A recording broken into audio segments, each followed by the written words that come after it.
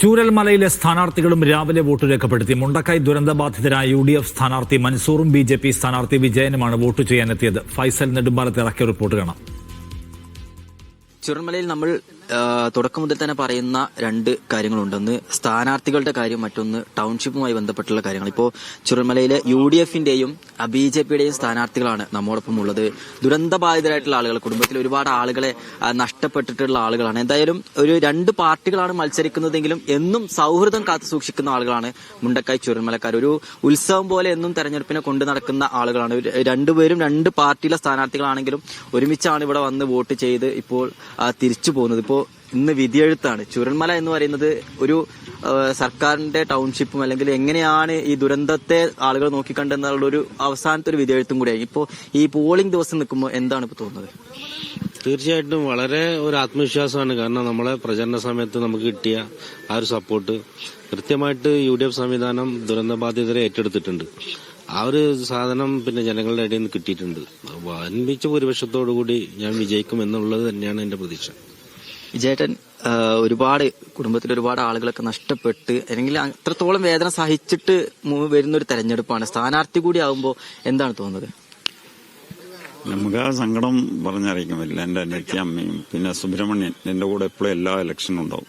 അപ്പോ അവരെല്ലാം വിട്ടുപോയി. ഞങ്ങൾ 1046 ആള് പോയി. ആ എന്റെ ഇലക്ഷൻ അതാണ്. ഞങ്ങൾ ഈ പ്രാവശ്യം ഞങ്ങൾ കലാശക്കൊട്ട് വരെ മേപ്പാടി പഞ്ചായത്തിൽ വേണ്ടാന്ന് വെക്കാൻ കാരണം അതിന്റെ ഒരു മാനസികാവസ്ഥ. 298 ആള് മരിച്ചു. അപ്പൊ നമ്മളൊരു കലാശക്കൊട്ട് പോലും മേപ്പാടി വേണ്ടാന്ന് വെച്ചു. കാരണം അവരെ ആ ഒരു അങ്ങനെയാണ് ഒരു മാനസികമായിട്ട് ഒരു വിഷമമുണ്ട്.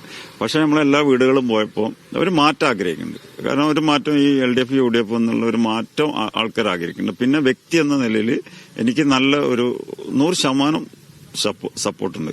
100% 100%. അത് എന്തായാലും ഈ പ്രാവശ്യം ഇവര് വിചാരിക്കുന്നതിന്റെ അപ്പുറം BJP എന്ന ഒരു പ്രസ്ഥാനം ചിലപ്പോൾ അക്കൗണ്ട് ഓർക്കുന്നത് ചൂരൽമല വരും, വിജയൻ മഠത്തിലായിരിക്കും. കാരണം ഞാൻ 90% നേരിട്ട ആളെ കണ്ടതാണ്. എനിക്ക് നല്ല പ്രതീക്ഷയുണ്ട്.